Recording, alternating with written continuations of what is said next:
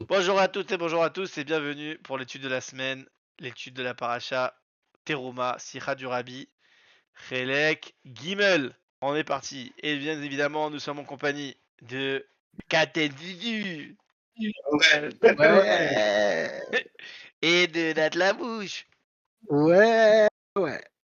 Et ce soir nous allons étudier une Sicha pour tous les plaisirs des messieurs et mesdames.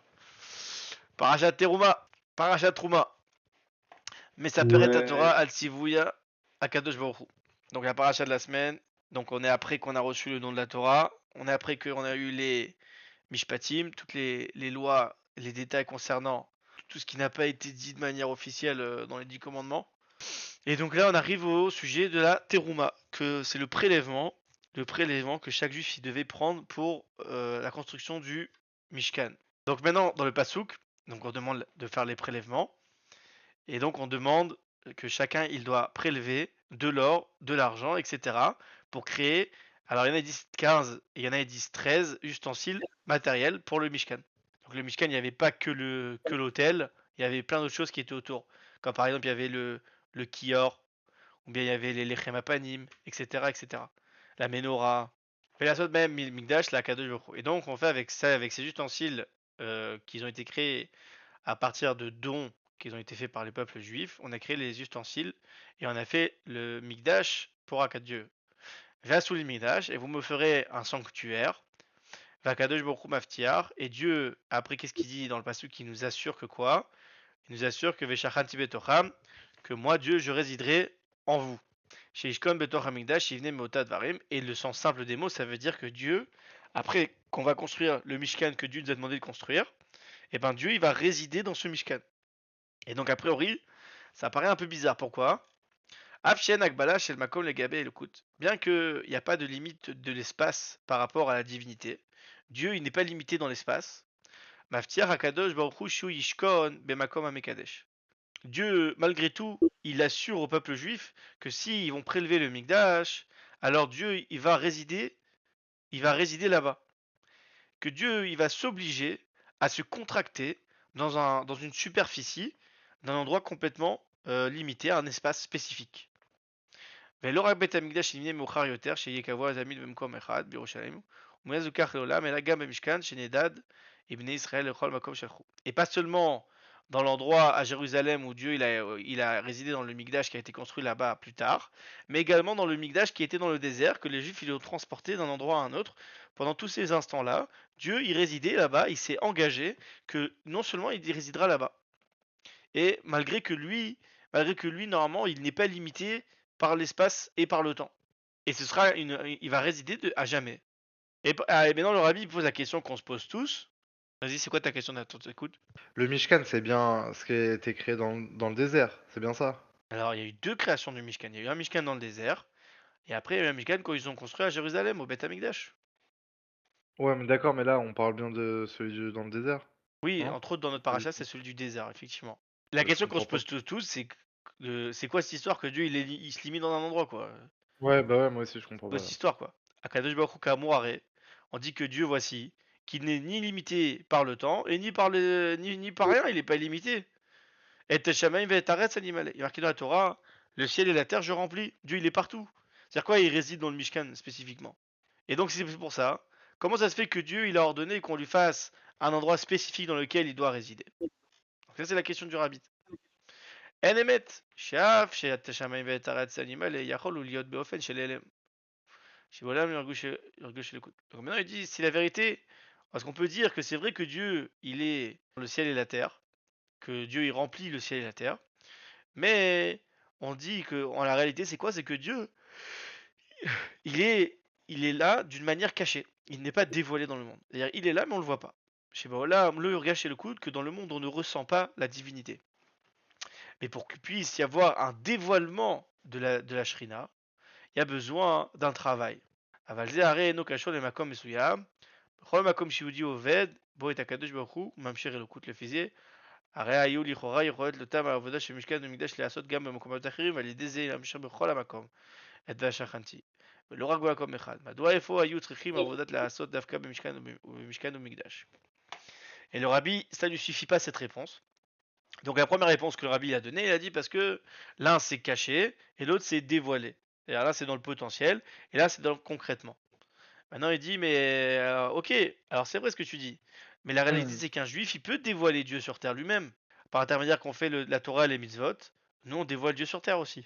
Donc si les juifs ils peuvent dévoiler Dieu sur terre où est-ce qu'ils veulent, pourquoi alors Dieu il donne une promesse comme quoi il va résider dans le Mishkan et dans le Mikdash? C'est quoi le sujet? Donc maintenant, il va rentrer dans le détail pour essayer de comprendre qu'est-ce qu'il y a de spécifique dans le Mishkan, pourquoi, qu'est-ce qu'on fait dans le Mishkan. Donc le travail essentiel qu'on faisait dans le Mishkan et dans le Mikdash, c'était le travail des corbanotes, le travail des sacrifices. Là-bas, on sacrifiait des animaux. Ouais, ok. Avodat korbanot nechlaka leshne halakim, et le travail des corbanotes, donc des sacrifices, il se divisait en deux parties. Et même au Beth Amikdash, c'était comme ça. Besugim klalim, et de manière générale, Avodat akorbanot begashmut shayu makrivim behema al mizbeach, Avodat akorbanot beruchaniut, chez Bizman Nazé, Zot Filash Shekenget Midim Tikunim. Donc la première, il y avait le travail concret de vraiment apporter un animal matériel vraiment sur l'autel et de le sacrifier. Et il y avait le travail des corbanotes spirituels qui était bon pour nous aujourd'hui. Le rabbi fait une petite parenthèse, il dit que pour nous aujourd'hui c'est la tfila. Donc on a dit que le korban il se divisait en deux parties. Une partie matérielle qui est donc de ramener la bête concrètement et de la tuer sur l'autel. Et il y avait une partie spirituelle qui était pour nous aujourd'hui c'était de faire la tfila. Et pour eux à l'époque c'était spirituellement avant de faire le korban ils faisaient euh, toutes sortes de choses. Je sais pas exactement mais à mon avis c'était des cavanotes et puis il y avait des chants etc. Pourquoi il nous explique ça là? J'ai pas compris le rapport. Donc en On fait a le rabbi besoin il de a posé savoir. une question. Le rabbi il a posé une question. Il a dit comment ça se fait que Dieu, il se dit que lui, il va résider dans le Mishkan qu'on va lui construire. Ouais. C'est quoi le sujet? Dieu, il est infini. Donc ça, on a compris. Après, le rabbi, il a dit, ouais, mais je vais te répondre, la réponse que je peux te donner, c'est qu'en fait, Dieu, dans le monde, il est partout dans le monde, mais de manière cachée. Et quand on le met dans le Mishkan, on dévoile Dieu, les gens le ressentent. On ressent Dieu. Oui, il y avait Maintenant, il dit, mais la malgré présence. tout, ça suffit pas cette réponse. Cette réponse, elle n'est pas satisfaisante. Pourquoi? Il dit parce que un juif, quand il fait la Torah, les mitzvot, il fait exactement la même chose. Il dévoile Dieu sur terre. Le juif, quand il fait un travail sur terre, il attire Dieu sur terre et il dévoile et on ressent Dieu. Donc c'est la même chose que le Mishkan et le Mikdash. Donc il y a une question qui Ouais. se pose et pour l'instant on n'a pas de réponse. Maintenant le Ok. Ravi, pour introduire une réponse qu'il va certainement donner plus tard, il introduit c'est quoi le sujet du Mishkan. D'accord. Donc maintenant, Ok. il dit bon, bah pour comprendre ça, on va essayer de comprendre qu'est-ce que c'est le Mikdash ou le Mishkan. Donc il dit dans le Mishkan, on faisait quoi? On sacrifiait un animal sur l'autel. Ce sacrifice-là, il se faisait en deux étapes. Il y avait une étape matérielle et une étape spirituelle. L'étape matérielle, c'était de tuer l'animal sur l'autel et de faire le sacrifice. Et l'étape spirituelle, pour nous aujourd'hui, c'est de faire la tfila des corbanotes. Et à l'époque, certainement qu'il y avait un travail des lévi'im, des kohanim et des gens qui sacrifiaient eux-mêmes, spirituel à faire, un travail spirituel. Donc ça, c'est Ah, jusqu'à ok. maintenant. Les deux parties et même sortes de sacrifices, ils sont reliés avec l'endroit du Mikdash. C'est-à-dire que ces sacrifices-là qu'on faisait concrètement, ou bien même qu'on faisait spirituellement là-bas, eh ben, ils sont reliés avec l'endroit où on faisait le Mikdash. Avec l'endroit où il y avait le Mikdash. Je dis matériellement, c'est sûr qu'il y avait un lien avec l'endroit, puisqu'on pouvait pas faire de sacrifice à d'autres endroits que là-bas. J'ai juste une question, je comprends pas, c'est quoi la différence entre Mikdash et Mishkan? Mishkan, c'est l'hôtel qui a été créé dans le désert, et le Oui, Mikdash, c'est l'endroit qu'il a été construit par le roi Salomon.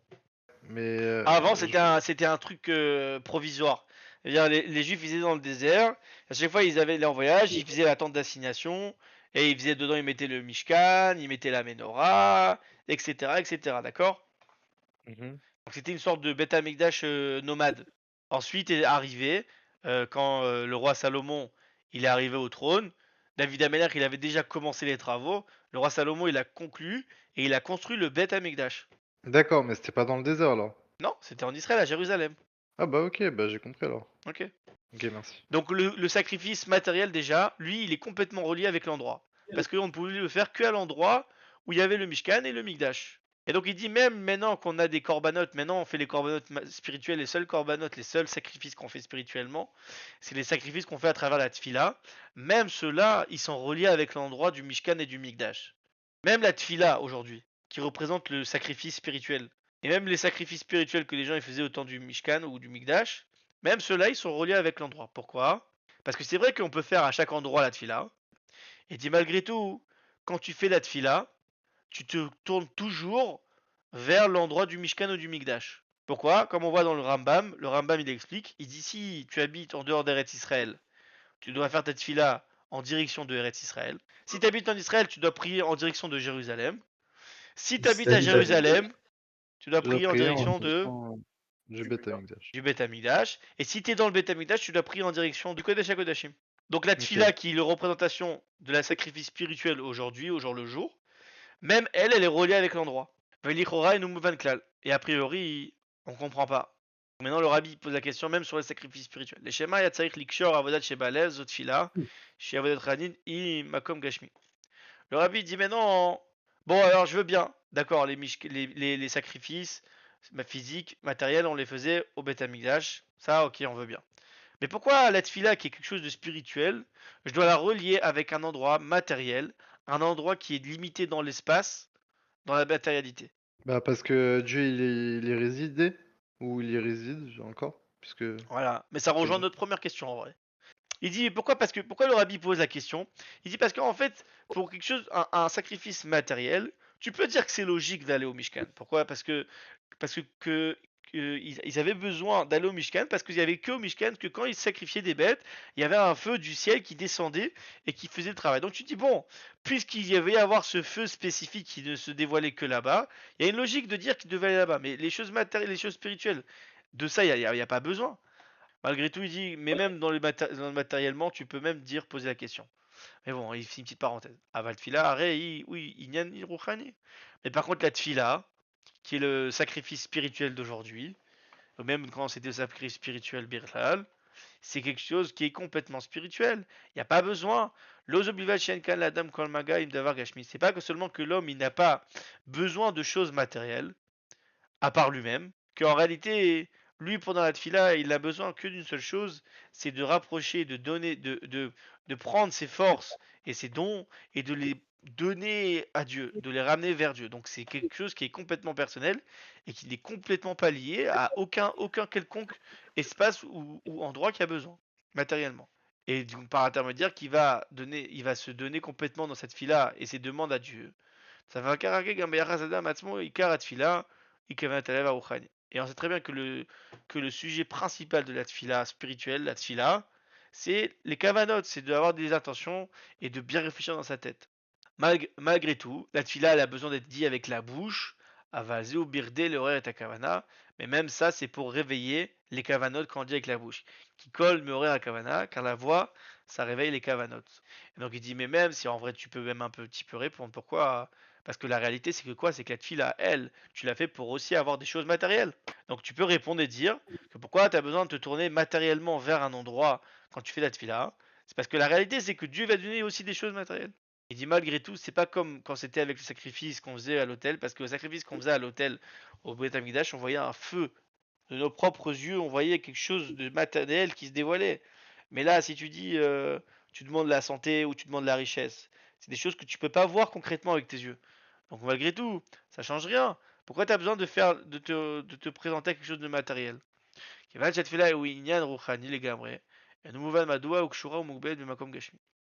Donc on comprend pas pourquoi c'est relié avec un endroit qui est matériel. En résumé, le rabbi ici, il dit quoi?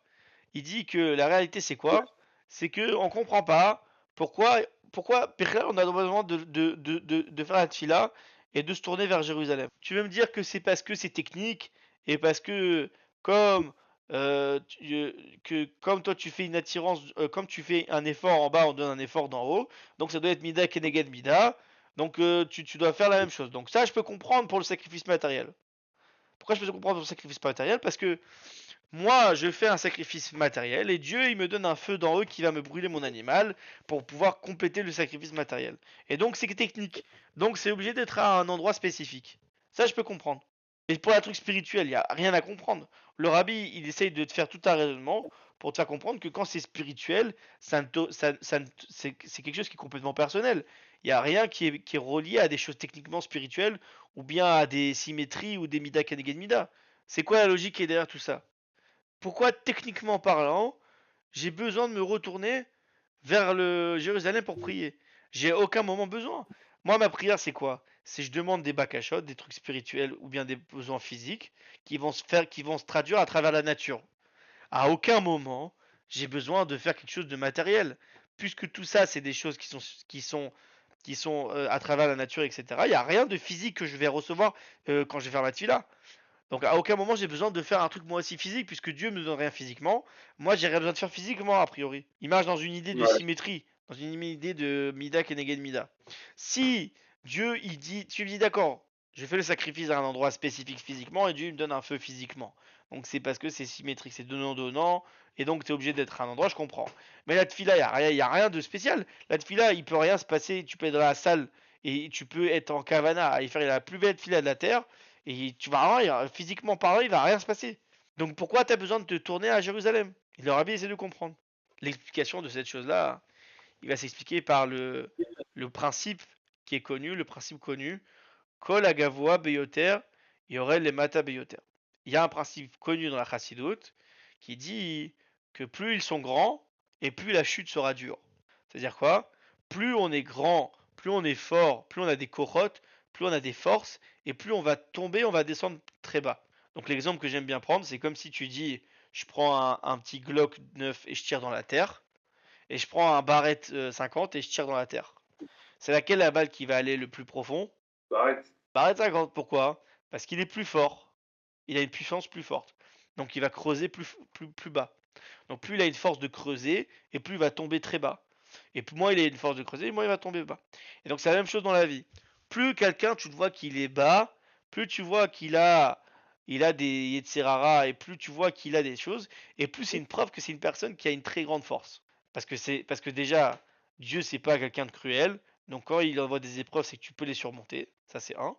Et deuxièmement, hein, c'est parce que techniquement parlant, plus tu es fort, et plus tu vas avoir tendance à descendre plus bas. Etzem adavar shevachanti betocham, le sens profond de je vais résider entre vous, kashur imakom gashmi mubal. C'est justement relié avec le concept de dire que Dieu, il est relié à un endroit matériel et limité. Mais ave ochacha shemidgalet kan adrigat naalet meod. Et donc ça crée une preuve que le dévoilement qui va se dévoiler à cet endroit-là, il va être surpuissant. Qui ne peut se dévoiler seulement en bas. Donc là, le rabbi, il n'utilise pas le concept que je vous expliquais, comme moi je vous l'ai expliqué, mais il l'utilise pour Dieu lui-même. Ça veut dire quoi? Ça veut dire, il explique qu'en fait, Dieu, il a des forces très puissantes. Ces forces-là, en fait, elles ne peuvent se dévoiler que en bas sur Terre. Ça veut dire quoi? Ça veut dire qu'il y a des forces de Dieu, qu'elles sont indévoilables dans le monde supérieur, ou bien dans le monde, dans les mondes, dans le paradis, tout ça. C'est des forces qui sont trop puissantes pour être dévoilées en haut. Le seul moyen pour qu'elles puissent être dévoilées, c'est en bas. Parce que plus elles sont fortes, et plus elles descendent bas. Et donc, si on parle du concept de Dieu qui doit descendre dans un endroit matériel, physiquement limité, etc., là-bas, en fait, c'est des dévoilements qui sont un dévoilement d'aucune commune mesure qu'il n'y a jamais eu avant. C'est ça qu'il est en train d'expliquer. Akadosh Baruch Hu amitit ablikvul. Dieu, il est le véritable infini, où il n'est pas limité dans aucune limitation, que ce soit dans l'espace et que ce soit au-dessus de l'espace. Que Shem, Shen, Lagdir et Akadosh Baruch Hu. Et donc ça veut dire quoi? C'est-à-dire que Dieu, tu peux pas dire emprisonné dans l'espace. De la même manière, tu peux pas affirmer que Dieu il n'est pas emprisonné dans l'espace. Ouais, Si je dis que Dieu il est au-dessus de l'espace, c'est-à-dire que Dieu il peut pas être dans l'espace. Si je dis Dieu il est dans l'espace, c'est-à-dire que Dieu il peut pas être au-dessus de l'espace. Donc dans tous les cas, quand tu vas faire une définition de ce que Dieu il peut faire, tu vas limiter Dieu. Sauf que Dieu, lui, il est complètement au-dessus de tout ça. Et donc Dieu, il est au-dessus de tout adjectif qui peut le limiter. Raka sherbaim yardav makom vema'ala makom vulu yardav. Et c'est seulement quand ce que ça va arriver, l'unification, la fusion de au-dessus de l'endroit, au-dessus de l'espace et dans l'espace lui-même. C'est le paradoxe. Arei Trabrut chez Ashna Fahim, que c'est le sujet de connexion de l'un et son inverse. Qui est Halal Montréal Koach Hatzmuto Idbarer. C'est comme un qu'il prouve sur la force de la Hatzmut, de l'essence de Dieu, Shiu Nimna Ninaot, qui est le compteur des compteurs. On verra Bershni Dvarim Menugadim, et comme si qu'il relie deux choses qui sont inverses. Et donc maintenant on comprend pourquoi Ouais, Dieu, on comprend c'est pourquoi l'eau et le Dieu, feu. il a besoin, il est limité dans un endroit. Pourquoi? Parce que Dieu, c'est justement ça. C'est le sujet qui peut être limité dans un endroit, et c'est le sujet qui est au-delà de la limitation du temps. Et Zohar Hidouche et la Mishkan au Mikdash. Et c'est ça, le Hidouche, la nouveauté, la chose que ça a apporté, le Mishkan et le Mikdash. Mitzad Echad, d'un côté, Ayalomako Mesuyam Mugbal Baolam, il a un endroit, Dieu, il s'est créé un endroit spécifique, limité dans le monde. Mais Ren Akbalot Beiriot, et de la même manière, il était limité dans les tentes, Krashim, dans les amoud, dans les poutres, et dans les socles, et dans la construction du Beth Amikdash. Donc tout le Beth Amikdash qui a été construit, Dieu il était limité dedans. Il s'est limité complètement dedans. Gam Kili Amishkan Amikdash Ayum Memida Vegodel Kavua. Et que même les ustensiles du Mikdash, ils étaient avec une mesure spécifique, complètement limitée et bien fermée. Yetera Mizo, Amida Itatsricha Liot, Meduyeket, et qu'encore plus que ça, qu'on demandait pas seulement, qu'on disait qu'il fallait qu'on soit limité, mais ça doit être une mesure spécifique, précise, que Dieu il a donnée et qu'il a précisé à Ed Betzalel et à Moshe Rabbeinu. Comme il expliquait dans les sujets, dans les dîners de Torah, V'yachad imzot, ayanira mishkan mikdash begalui beine basar. Et avec ça, il se voyait dans le Mishkan et dans le Mikdash, et on pouvait voir de nos yeux, on pouvait voir nos yeux qu'il y avait Dieu. Et comment c'est possible de dire qu'avec nos yeux physiques et bas et limités, on a pu voir l'expression de ce qui est de l'infini, de Dieu l'infini. Chez vous, le Big Yachad, et la jonction entre le infini et le fini ensemble, qui fiche à Mishnah, mais ça peret à Seret à Saranissim, chez Amigdash, comme il expliquait qu'on pouvait voir dans la Mishnah qui expliquait les 10 miracles qu'il y avait quotidiennement au Beth Amigdash. Donc en résumé, le Beth Amigdash, c'est un endroit dans lequel seulement là-bas Dieu il pouvait s'exprimer en fait. C'est ça qu'il explique. Il explique que le seul endroit où Dieu il pouvait s'exprimer comme Dieu il est dans son essence la plus profonde, c'était Davka justement en bas. Parce qu'en haut, il n'y a pas la limitation. Donc Dieu il peut pas se dévoiler.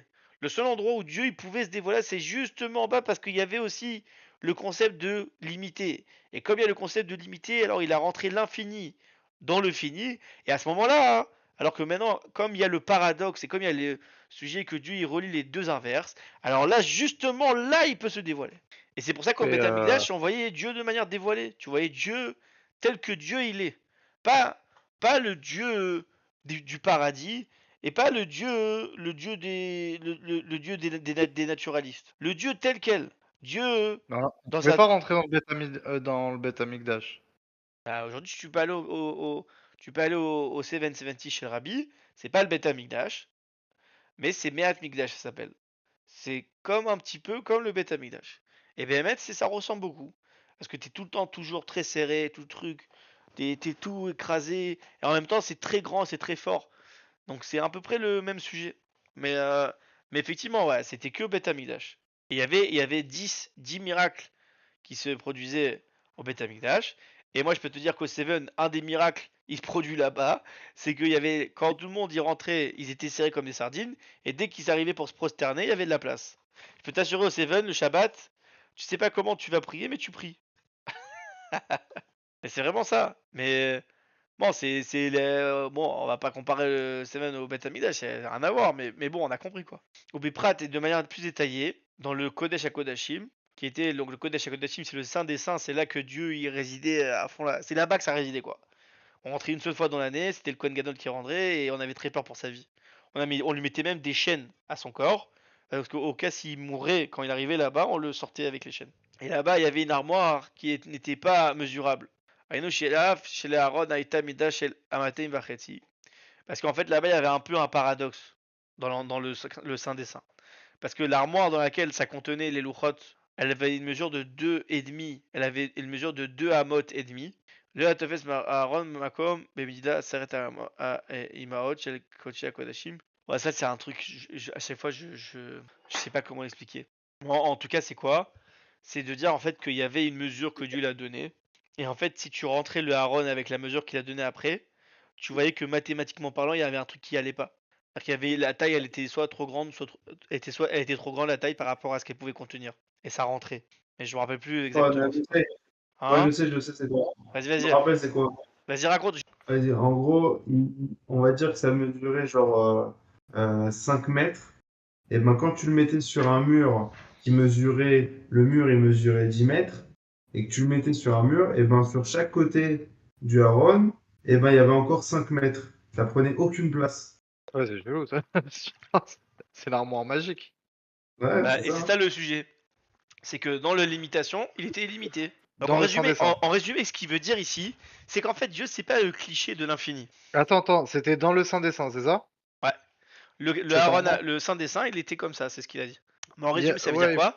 C'est-à-dire que le concept de Dieu, c'est pas le concept de dire que Dieu, il est infini. Ça, en fait, c'est un concept erroné. Pourquoi c'est un concept erroné? Parce qu'en fait, Dieu, son sujet à lui, c'est le sujet du paradoxe, c'est le sujet de faire l'un et son inverse, de faire résider le feu et l'eau en même temps, d'être Ah, mais c'est que c'est infini et exactement ce fini qu'il en a même dit temps. le... C'est Et en exactement ce fait, qu'il a dit maintenant, le tu peux gars. comprendre ça dans ta vie. C'est-à-dire que en fait, Ouais. Dieu, il est là à chaque instant. Parce que Dieu, le seul endroit en fait où il réside, Dieu, c'est ici en fait, c'est sur Terre. C'est-à-dire que dans Ouais. la vie, Dieu, il est partout avec toi. Tu fais les mitzvot, t'as des épreuves, t'as des trucs, t'as toujours la force en toi qui est limitée, et t'as Dieu qui est infini, et ensemble tu sens que tu fais la fusion. La reine Iksheru, Gama Korbanot Datfila Bemakom Amidash. Et donc c'est pour cela qu'ils ont relié les sacrifices et la tfila avec l'endroit du Migdash. Kavodat Korbanot Datfila, parce que le sujet du travail, du sacrifice et de la tfila, il a guia les darga et l'okut analet mikolatoire. Le concept du sacrifice et de la tfila, en fait, c'est de s'élever, c'est de devenir, de s'élever divinement, spirituellement vers Dieu. C'est ça le concept de sacrifice, c'est ça le concept de la tfila. Chez elle, est un ragam betor chez le blikvul, comment les elle, que même tu vas arriver à un niveau de divinité, et donc tu vas arriver à un niveau que c'est pas le sujet qui est d'être infini. Le sujet c'est d'être Ok. divin. C'est ça. Velachem gam avodatam tzricha liot kshura et magvala. Et donc c'est pour ça que dans leur travail, ça doit être relié avec quelque chose de limité. Chez les Mata Beyoter, qui est en bas le plus haut, ilou lo ayu atfila ava korbanot mukbalim et makom gashmi, yefshar aya la daga aelokut chez les makom. Et donc il dit que si la tfila et les sacrifices ils n'étaient pas limités dans un endroit matériel, ils n'auraient pu jamais arriver à atteindre un niveau de divinité qui est au-dessus de l'espace. Et donc l'Atzmoto, en quoi l'Etzem de Dieu il s'exprime quand on relie le au-dessus de l'endroit avec l'endroit. Donc en résumé, c'est quoi? Nous les hommes, les juifs, on a la responsabilité de prier. Pourquoi on doit prier? Parce que le but du juif, c'est de se relier, se connecter à Dieu. Donc le but, c'est de se connecter à Dieu. Et donc qu'est-ce qui se passe? Un juif, pour qu'il se connecte à la divinité, il doit faire comme Dieu. Et donc à quel moment il peut faire comme Dieu? C'est que d'un côté, il va faire la tfila, il va s'élever spirituellement, il va essayer de se connecter à Dieu spirituellement. Mais d'un autre côté, il va faire en même temps, il va se connecter, il va prier vers Jérusalem. Et donc à ce moment-là, qu'il a fait que d'un côté il va s'élever vers le haut, et d'un autre côté il va matériellement se diriger vers Jérusalem. Alors à ce moment-là, il complète les deux lignes qui sont les demandes pour se connecter à Dieu. Et donc c'est pour ça qu'à ce moment-là, il se connecte à Dieu. Et donc il devient un peu plus divin. Et donc ça Attends, c'est vrai pour tout. c'est quoi la première? C'est genre, il y en a un, c'est se tourner vers Jérusalem et faire la tfila, et l'autre, c'est quoi? Bah, c'est de faire la tefila elle-même. La tefila Ah, elle-même, de faire la tfila même. c'est spirituel. C'est de s'élever. C'est Ouais. de sortir de ton corps et de se connecter à la spiritualité. Donc d'un côté c'est spirituel et d'un autre côté c'est matériel. Et c'est tout le sujet. Donc maintenant on comprend tout. Donc maintenant on comprend pourquoi les mitzvot ça doit être dafka matériellement. Ouais, mettre les TF.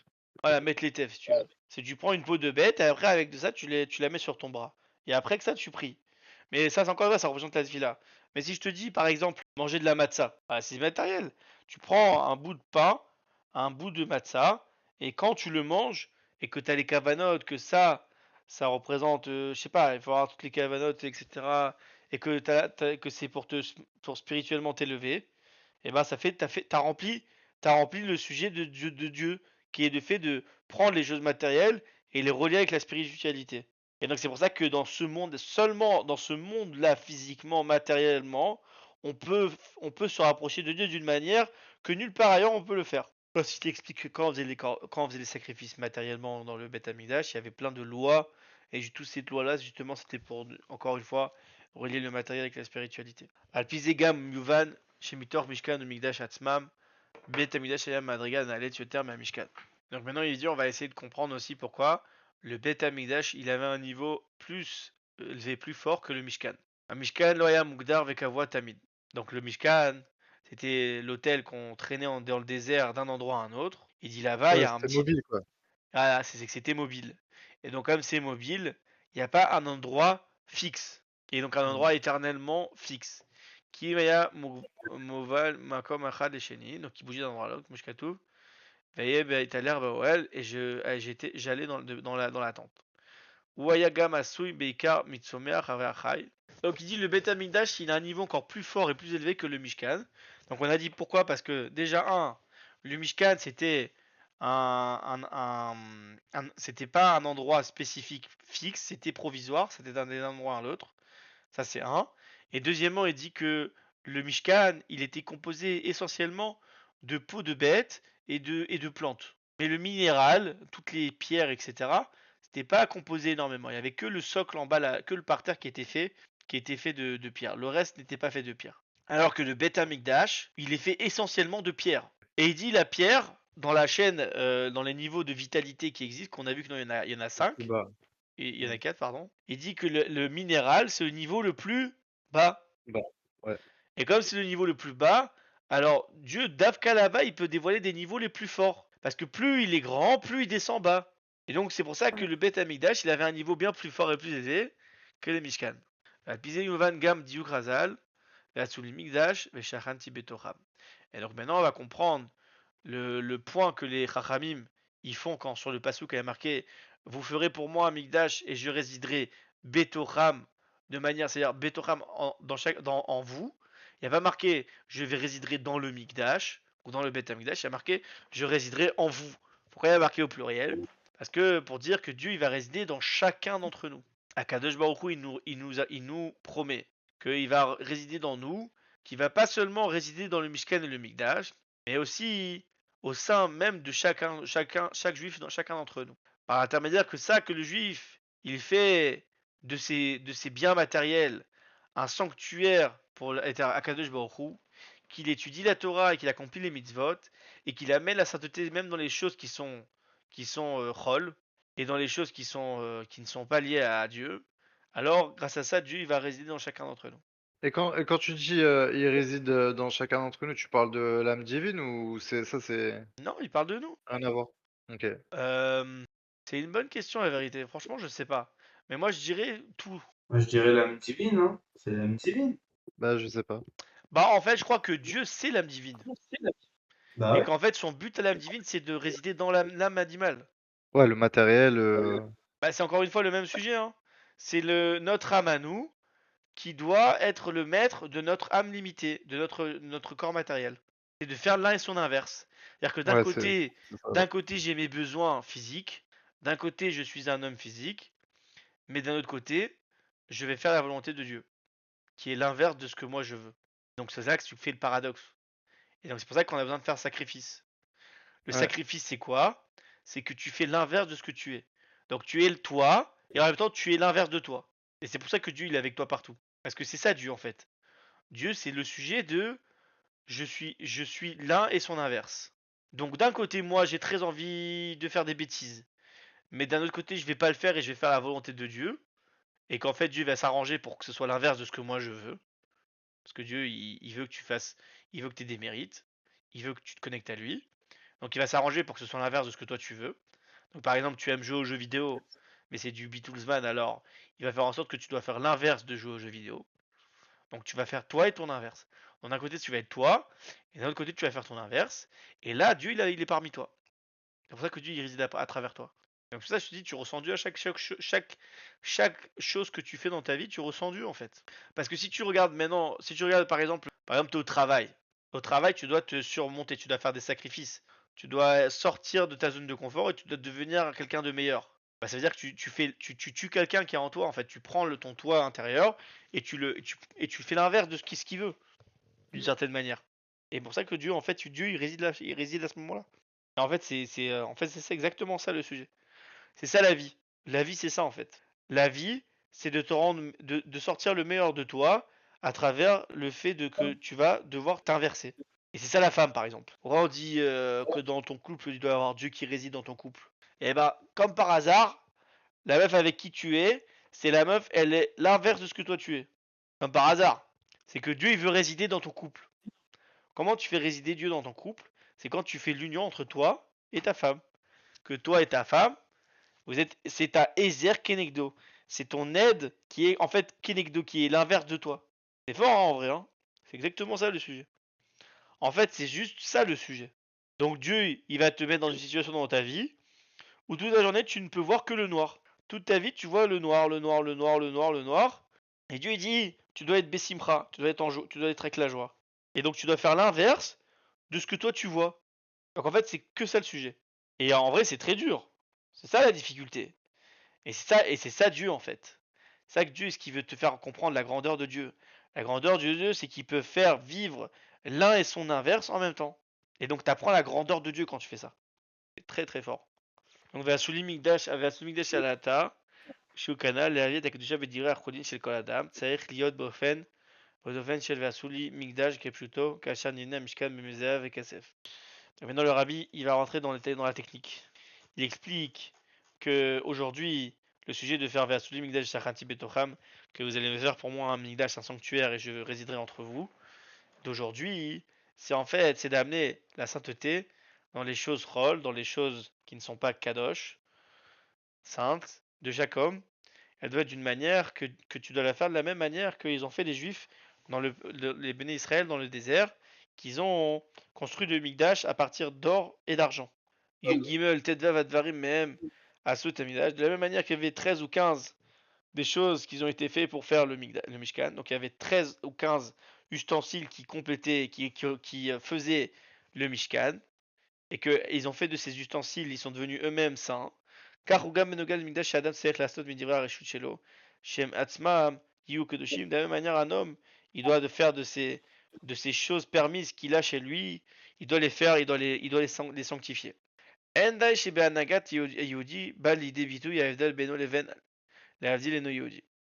pas seulement le comportement d'un juif, il doit s'exprimer seulement entre que tu vas te différencier de toi le juif avec un non-juif. Que tu vas faire attention quand tu vas faire des commerces, ou bien que tu vas faire attention et tu vas te mettre des limites, contrairement à certains non-juifs. Sheken zoi rak avoda shel amnaot milasok b'misrach beofen asur al pi Torah. Parce que oui, c'est seulement un travail que tu vas t'empêcher de faire du commerce d'une manière interdite qui est selon la Torah, qui est interdite selon la Torah. Mais le but du travail qu'un juif il a, c'est pas de faire seulement ça.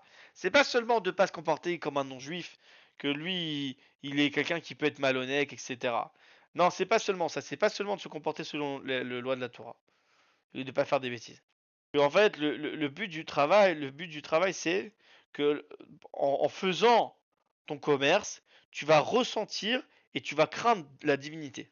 Donc ça veut dire que ce qui est important dans l'histoire, c'est pas seulement de faire différemment. Il n'y a pas rien de faire différemment et donc je fais différemment et c'est tout. Non, en fait, c'est de créer un lien avec Dieu.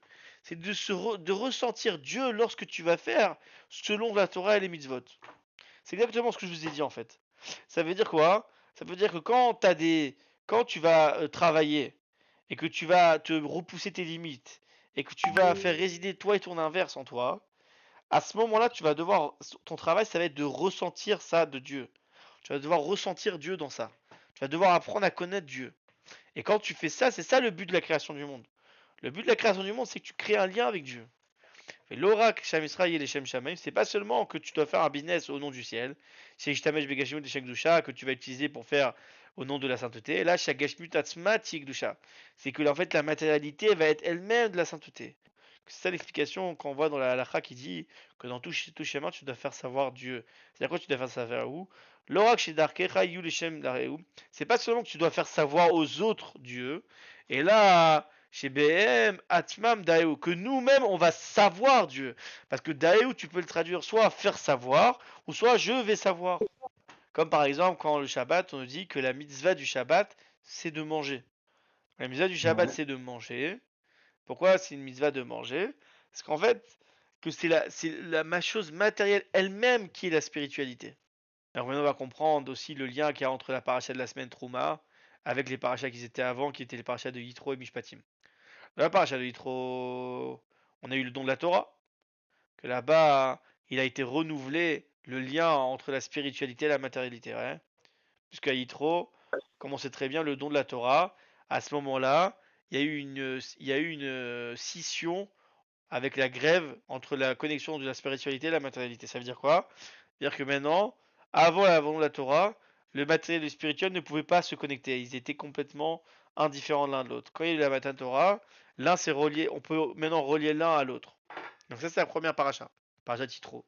Et donc c'est la jonction entre le supérieur, les Lyonim, le monde d'en haut, et le monde d'en bas et le bas. Et ce sujet-là aussi, même que c'est en fait c'est un rajout sur la paracha d'avant, il est aussi traité dans la paracha de Mishpatim. Ve ele, qu'il y a marqué au début de la paracha de Mishpatim, il y a marqué et voici. Le et, ça veut dire que ça rajoute sur ce qui a déjà été dit avant, qui est dans la paracha de la semaine d'avant, qui était la paracha de Titro, le don de la Torah. Et là, chez Zura Kribor Ben Ruchayanu Mitzvot Bedvarim Gashmim, qu'en fait, ça c'est seulement le lien entre la spiritualité et les mitzvot matériels. Et lorsque tu les accomplis.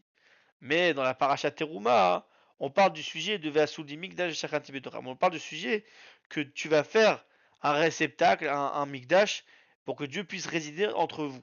Qu'en fait, c'est un lien entre le haut et le bas, mais pas par rapport seulement aux mitzvot. Mais pas, mais c'est par rapport aussi également aux choses qui sont permises. Que dans chaque chose que tu vas faire, pas seulement les Torah et les mitzvot concrètement, mais dans tout ce que tu fais dans ta vie. Que dans tout ce qui est dans ta vie, il y aura Dieu. Le problème, comme je n'ai marre, li, dans tout endroit il y a marqué li, et nozaz leolam, il ne bouge à jamais. Veasu li migdash, vous me ferez pour moi un migdash, ça fait allusion que en fait c'est quelque chose qui est éternel. Mais Zugam Klalou Seder à Parashiot, chez Beseder, chez Mod, Beofen, chez Milimata, les voilà. Et donc c'est aussi de manière générale l'ordre qu'il y a dans les parachas du livre de Shemot, qui sont sont organisés, les parachutes sont organisés d'une manière ascendante, c'est-à-dire du bas vers le haut. Dans la première paracha, on part sur l'abord lors de comment c'était l'exil en Égypte. Après, il y a eu la sortie d'Égypte. Que ça, c'était d'abord une introduction, une préparation pour Matan Torah, pour le don de la Torah. Après, il y a eu la paracha Titro et Mishpatim, que là, on a reçu la Torah. Donc d'abord, on était en bas, on était dans le plus beau, le niveau le plus bas. Après, on est sorti d'Égypte. Après, on s'est préparé pour le don de la Torah. Et après, le don de la Torah, hop, jonction avec le haut, on s'est encore plus élevé. Et après qu'on a vu qu'on s'est élevé avec les choses qu'on est obligé de faire, Dieu il a enlevé encore d'un cran. Et dans la paracha Titro, dans la paracha Teruma, il a parlé également de tout ce que tu fais dans ta vie. Que tout ce que tu fais dans ta vie, tu dois te connecter avec Dieu. Alors, regarde la paracha Teruma, si tu sais faire chez moi, que dans tous tes chemins, tu dois le savoir. Et après ça, on a fini une partie de la Sira et on entame une deuxième. Halapasuva Ekruli Trouma Mefaresh Rashi Li Lishmi. Que vous prendrez pour moi un prélèvement. Rashi il explique là-bas que ça veut dire quoi? Li, pour moi, c'est Lishmi, en mon nom. Vous ferez un prélèvement en mon nom. Shinitinat Atrouma Lindavat Amishkan Chayevet Liot Leshem Akadosh Baruch Velo Leshem Pniot Stadiot. Que le don que tu vas faire pour construire le Mishkan, c'était que tu devais le faire seulement si c'était pour le nom du ciel, pour le nom de Dieu. C'est-à-dire que ce que tu donnes, c'est seulement pour le nom de Dieu, et c'était pas pour des autres demandes autres qui c'était des demandes de côté, c'est-à-dire des demandes circulaires autour. Je sais pas comment tu dis.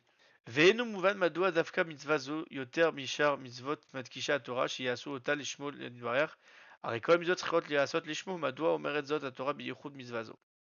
Et donc le rabbi il pose la question, il dit mais attends, j'ai pas compris. Il y a que cette mitzvah là de faire le prélèvement qu'il fallait faire au nom du ciel. Il fallait pas faire toutes les mitzvot au nom du ciel. Pourquoi tu as eu besoin de préciser ici que c'était au nom du ciel? Pourquoi Rachid est venu ici, il t'a dit mais attention hein, ça doit être au nom du ciel la mitzvah. Non, sérieux. C'était pas les autres mitzvot, c'était pas aussi au nom du ciel. Mais l'Ichora Areadraba. Et au contraire, il y a Doua Mahamar à Baal Shem Tov. On sait très bien que le Baal Shem Tov il a dit qu'il y a des sujets qui sont pas importants, que c'est pas très important la kavana, l'intention. Que c'est-à-dire que si même si t'as pas l'intention de le faire au nom du ciel, c'est pas très grave. Yann Echadut Filat Bamigve. Il dit par exemple, le fait de se tremper en migvé, c'est pas très important d'avoir des kavanotes. C'est-à-dire que si tu as des kavanotes, c'est bien quand tu te trempes au migvé, mais c'est pas le plus important. Le plus important, c'est que tu te trempes. Afilum taval ekef sibot achirot, parce que même si tu t'es trempé dans le migvé, disons que tu voulais prendre, tu te voulais tu te voulais faire à la piscine, tu voulais aller à la piscine, tu voulais rentrer dans le migvé pour aller nager, et t'es rentré dans le migvé, et ben malgré tout t'es considéré comme pur, comme pur. Et donc, même si t'avais pas les bonnes intentions, donc tu disais pas que c'était au nom de Akadosh Baruch Hu, même si tu rentrais comme ça, c'était purifié. Et Terakan afilou imkla lo haya bechavanot litvol, ragnafal ala vagal, are ou taor. Il dit même que quelqu'un, il n'avait ni intention, et il y a seulement eu une vague d'eau qui est tombée sur lui, il est pur. C'est-à-dire que c'est pas seulement qu'il s'est trempé sans intention, c'est que le mec, il était là, et une vague, elle est arrivée, elle a englouti, s'est fait arroser, il est pur. Un autre sujet qu'il n'y a pas besoin là aussi de faire avec les kavanotes, de faire avec intention pour le nom de Dieu, c'était le fait de donner la tzedaka, le fait de donner la charité. Baeno chashuv kolkar hasibot lekar shenoten la tzedaka, que là-bas c'est pas important la raison pourquoi tu donnes la tzedaka. Veyatera, mais plus que ça. Que même si tu as donné la tzedaka sans intention générale, c'est-à-dire tu as donné, genre Stam t'as donné ce que tu voulais donner, même que en vrai t'as pris un billet d'argent, tu l'as fait tomber par terre dans la rue, il y a un pauvre, il est arrivé, il a ramassé le billet, même ça c'est considéré comme la tzedaka. Et donc il n'y a pas besoin de kavana spécifique. Et donc il dit bon, à part ces mitzvot là, toutes les autres mitzvot, il y a besoin là aussi de la kavana en général. Et donc pourquoi Dieu l'a pas précisé dans les autres mitzvot que ça doit être avec la kavana, l'intention que ce soit au nom de Dieu.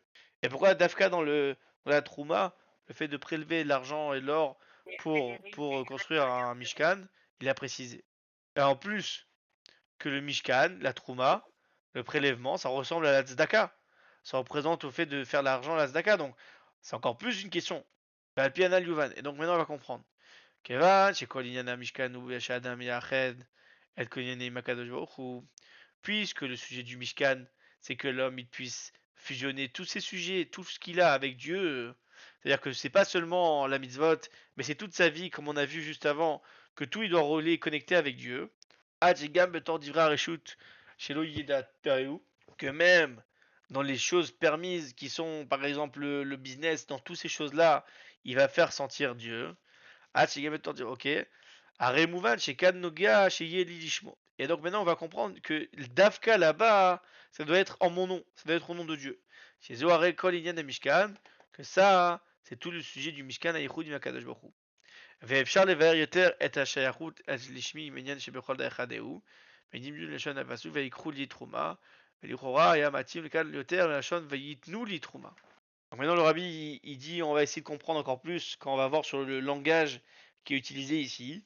Le langage il est marqué vous prélèverez un prélèvement. Vous prendrez. Alors que normalement il aurait dû marquer vous donnerez. Pourquoi il y a marqué vous prendrez? Pourquoi tu dis il y a marqué dans la Torah vous prélèverez un prélèvement que vous ferez en don pour moi? Dis vous donnerez un don pour moi. C'est-à-dire pourquoi il y a marqué le sujet de prendre? Que en fait le fait de prendre ça doit être à mon nom. Et la Torah bas les rames kan shekabat azdaka shel anit yelishmo yidbarer. Donc là en fait Dieu il vient nous allusionner qu'en fait quand on reçoit la zdaka pour les pauvres ça doit être en son nom à Dieu. Qu'en fait tu fais ça pour Dieu. Ayadoua are shakadosh baruch hu kava et seder abriya oven shiyebo ashir verani. On sait très bien que Dieu il a fixé le monde qu'il doit y avoir des riches et des pauvres. Les pauvres ils ont besoin d'aide des riches. Et ça, c'est pour qu'il puisse y avoir dans le monde un sujet de quelqu'un qui influence et quelqu'un qui reçoit. Un sujet de donateur et de receveur. Et que donc il y a le sujet de la tzedaka. Share Behemet Akadosh Baruch Hu Wazan et Taolam. Parce qu'en réalité, comme on dit dans le Birkat tous les jours, le seul qui donne à manger sur terre, c'est Dieu. C'est Dieu qui donne à manger. Kolo betuvo bechen vresed verachamim. Avec toute sa bonté, avec bonté et bonté et bonté. C'est juste trois manières différentes de le dire. Il y a Anim et Ashirim qui donnent aux pauvres et aux riches. Donc quand un riche il mange, c'est Dieu qui lui donne. Quand un pauvre il mange, c'est Dieu qui lui donne. Et là, Shem, Zan, et Anim, Betsura Kazo. Seulement Dieu il va nourrir les pauvres d'une manière qu'il va donner une partie aux riches pour que ces riches-là, ils la donnent aux pauvres. Et de la même manière, donc quand la tzedaka d'un riche, il la donne à un pauvre, c'est pas lui en fait qui donne l'argent. C'est pas le riche qui donne son argent en fait. Le riche il fait pas assez d'argent de Dieu que Dieu il a donné à lui et pour le donner aux pauvres. Donc en fait c'est seulement qu'en fait il avait voulu que ça passe par toi. Mais la réalité c'est que c'est pas à toi cet argent. C'est aux pauvres. Et puisque Dieu il va nourrir le pauvre, la tête la miyad d'être le cam. Voici que Dieu il aurait pu donner leur part directement. Madoim kenoven atinad lahem ou aliédé Ashirim. Pourquoi ça a besoin que ces pauvres-là ils reçoivent l'argent par intermédiaire de riches? Bah, manalezé ou kamour. Et la réponse elle est Kevan shakavanat alyona yesheyeh chesed vetzedaka baolam. Puisque l'intention du supérieur de l'intention de Dieu c'est quoi? C'est qu'il puisse y avoir la bonté et la tzedaka dans le monde. Vim kol echad hayam mekabel atzmo et hashpaot lelo kol memusaim. Lo haya tzedaka vechesed baolam. Et donc si tout le monde y recevrait l'argent dans son coin tranquillement, il n'y aurait pas eu d'intermédiaire et de bonté qu'on aurait pu faire à l'autre. Mais Zenidrash Meani à Mekabel, et donc il demandait aux pauvres qui reçoit, chez les Kichatas Dakati, les Shem Milou et Kavanat Eliona. Donc pas seulement le riche, que lorsqu'il donne de l'argent, il doit dire qu'en fait, il complète l'intention de Dieu qui veut qu'on puisse faire de la bonté sur terre. Mais le pauvre aussi, quand il reçoit lui, il doit faire en sorte de recevoir sur lui le dire que je complète l'intention de Dieu qui est qu'il doit y avoir un influenceur et un receveur et qu'on puisse faire de la bonté. Et ça, c'est le sujet de vous veillkrou. C'est ça le sujet que vous prendrez du prélèvement. C'est-à-dire qu'il fait si quand il dit veillkrou, pourquoi il a marqué veillkrou? Parce qu'en fait, il fait pas allusion à celui qui donne en fait. Il fait allusion à celui qui reçoit. Et c'est pour ça qu'il a marqué et lorsque vous prendrez vous prendrez pour moi le prélèvement. Et quand vous prendrez pour moi le prélèvement, les pauvres qui doivent prendre le prélèvement qu'il leur est revenu par le riche, il doit être en mon nom. Que c'est en fait c'est pour compléter la volonté de Dieu qu'il y ait de la montée sur terre. Et c'est pour ça qu'il a marqué Veikru et pas Veitnu. Si vous Ivora Torah Are Em Nitnet quoi. Les ordonnances et les enseignements de la Torah, c'est aussi le fait de donner une force spécifique pour pouvoir l'accomplir. Et Chanesh Tzorer Benetiat Akwar Meyuchet Sheyuchal Lifol Beatzman Shei Lishmo Yitbarer Vevikroli. Comment c'est possible qu'il y ait besoin en fait que Dieu il ait donné une force spécifique, spéciale, pour qu'on puisse faire travailler Dieu à son nom lorsqu'on parle de recevoir la trouma, de prendre la trouma. Parce que celui qui donne l'argent, le riche qui donne l'argent, il n'y a pas besoin d'une force spécifique. Pour lui, il n'y a rien de plus facile. Tu donnes l'argent, il se la pète, il est content, il fait zéro. Par contre, quand on parle de celui qui reçoit, là c'est dur. Je dis les schémas. En fait, c'est pas que seulement c'est facile pour lui, c'est qu'en fait c'est facile pour lui de dire que c'est au nom du ciel. C'est plus facile pour Dieu de dire que cet argent-là, c'est l'argent que Dieu il a mis dans ma main pour que je te la passe. Donc c'est au nom du ciel. Par contre, quelqu'un qui reçoit l'argent, c'est plus dur pour lui de dire que ce soit au nom du ciel. Donc quand tu reçois la tzedaka, la pauvre, il n'a pas besoin de se travailler pour recevoir, pour avoir la tzedaka. Donc il dit qu'en fait, pour le pauvre, en fait, le problème c'est quoi? C'est que pour lui, c'est trop dur et trop grand pour lui de se donner son âme pour pouvoir recevoir cet argent-là. Et donc il est obligé de se rabaisser et de demander aux autres qu'on le donne, parce qu'il n'a pas la force de pouvoir faire comme l'autre, le riche, que lui, il arrivait à faire et à travailler pour recevoir l'argent. Donc ça, c'est un. Donc comme c'est facile, comme pour lui, il n'y a pas un sujet de se fatiguer, alors pour lui, c'est plus dur de le faire au nom de Dieu. Parce que le riche, lui, quand il travaille et qu'il met son âme et sa force dedans, hein, alors c'est forcément que là, c'est l'ishma. Alors que lui, non. Bon, ça, il a expliqué là, j'ai voulu l'esquive, mais le rabbi voulait pas esquive. Parce que l'argent, c'est une chose que tu peux acheter avec la vie. Et donc, si une personne riche, elle va se tracasser de toutes ses forces de son âme.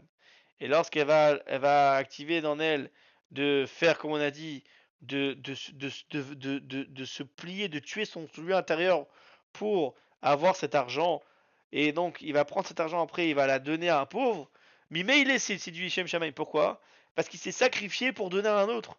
Donc, c'est vraiment bon, le nom du ciel qui fait ça. Donc, il n'y a pas de difficulté là-dedans. Alors qu'un pauvre, lui, l'argent, il le reçoit du monsieur, il s'est pas pris la tête.